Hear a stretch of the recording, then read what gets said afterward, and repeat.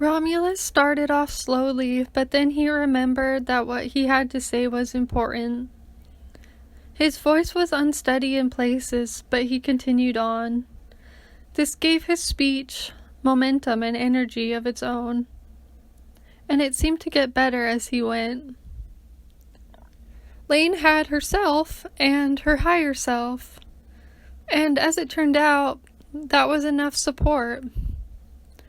From the moment he started speaking, there was something about his cadence and energy that made the crowd gravitate towards him, and Laine stood among them, cheering him on with her eyes, which were full of light. Others seemed to notice it too. Yet his words were before their time. The villagers weren't quite sure what to make of him. Many dismissed him, throwing their arms in the air, and turned away. Yet many stayed, made curious by his oddity. His ideas were new, to be sure, unheard of. Had a bird sung it into their ears that this might be the twin who the prophecy had told about? The twin who was to found the great city?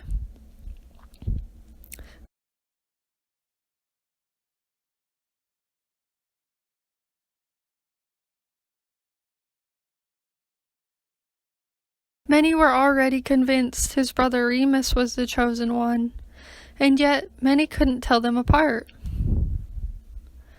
By the end, when he looked into the crowd, he was smiling a relieved smile, and Laine was making crazy animal noises, and he seemed to be looking down at her, beaming.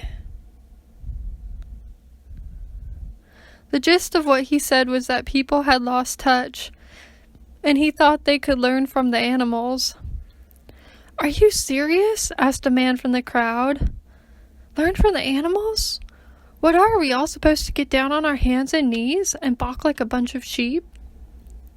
"Maybe if we did, we'd find out how they're being killed," another man said. There were rumors that the sheep were being killed off by the wolf people.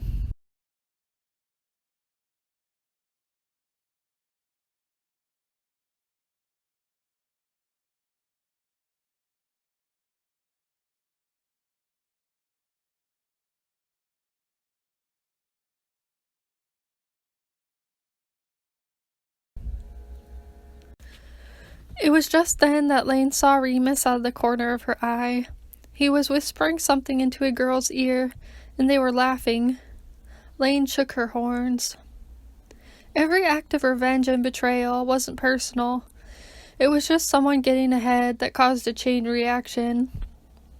It could fling one into revenge, which was wasteful of time and talent, or it could make one take on a long, solitary journey, sort of like a pilgrimage, that would take a lot of hard work and dedication, but would eventually lead one on a different course, and to a different outcome. And that way, Romulus could overcome his circumstances and achieve more than he'd ever thought possible.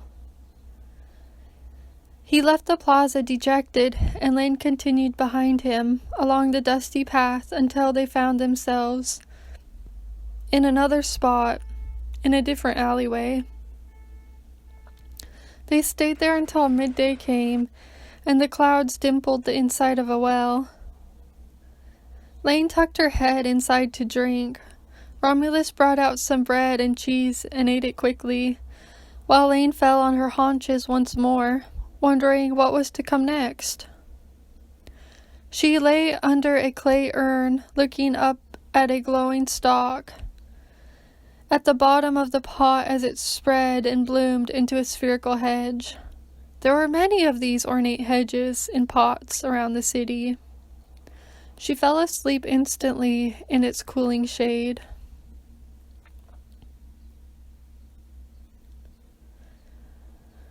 When Laine woke up, the back of her neck was sweaty as if she were sleeping on a damp pillow, and Romulus was talking to a man. He was a light-haired man, who Laine thought looked like Dad's friend, the rancher, Jeremiah, but didn't sound like him.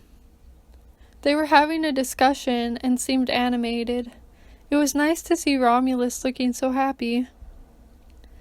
They say our dream of a more equal state between animals and people's foolish, a utopia, nothing more than a fantasy concocted in one man's idle mind. And what if it's not? Is it not a worthy goal to aim for perfection and land somewhere more balanced as a whole? If the majority or even a minority caught on to even a glimpse of your vision, would this not cause a ripple effect? Lost in thought and posturing about the future, Laine imagined that the power to decrease climate change would lay not in the hands of the government, but in the efforts of entrepreneurs and business owners working together for the necessary change. But just then she was lost in thought and didn't realize the girl Remus had been talking to was now moving quickly towards Romulus. She felt like she'd done a bad job as his bodyguard. "Your work is interesting," the girl said, and they were talking and laughing, but Laine couldn't make out what they were saying exactly, except when the girl asked, "Would you like to meet me tomorrow night?" Romulus didn't say anything, but Laine could tell he was totally hooked. They made their way through town. Laine drove between the trolleys, as a crowd of older women bustled around with pitchers on their heads, and the girl fell behind them. The clothing flapped on the line above her, and someone was laying out fish to dry on one of the hot roofs. Laine trailed behind, hot and bothered. She found herself complaining at how hard she was working to keep up with Romulus, tired of tripping and falling over again, toughening up both physically and mentally. It was what she needed if she was going to see her goals through. When he stopped, she stopped, and if she made small adjustments, she realized how they could move more as one. She knew he wanted to keep her safe, but she felt stifled, even though she knew this was good for her. Consistency, endurance, patience, and faith, she repeated. These were the characteristics she needed to make her dreams come true.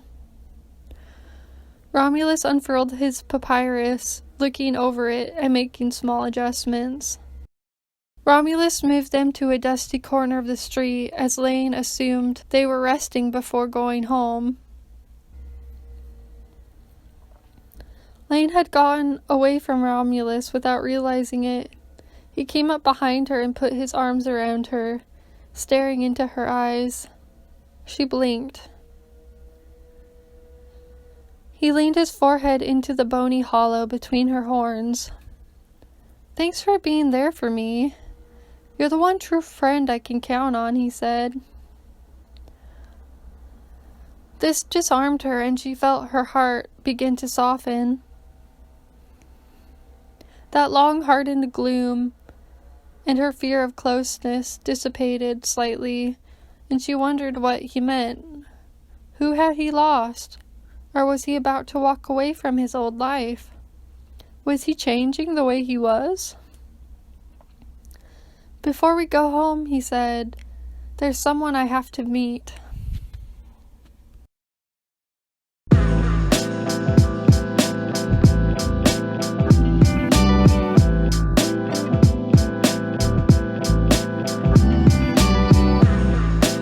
Thanks for watching my video, guys. I'll be back with another video next Wednesday. Until then, ciao!